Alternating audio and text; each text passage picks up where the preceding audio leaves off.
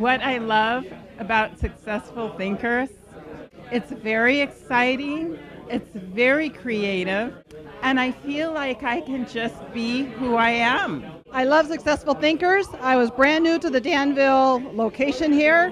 I came to the very first meeting, and I've been here ever since. I love the speakers. I love something every time. I love the group of people. You can hear all the noise behind me. The energy is high. There's no other better place where you want to be than at a Successful Thinkers. I like the fact that this is an open environment to be able to be who you are and say what you want. It's a very safe environment, and I can go up to anybody, all strangers. They're all strangers, and I can go up to anybody and say, hey, hi. And that's what I love about Successful Thinkers. Our president founder of Successful Thinkers Network, and I just want to invite you to Successful Thinkers, and not only for the opportunity to create business, but the fellowship, the friends, the opportunity to learn more on a personal development side as well as a business side, and meet these great people.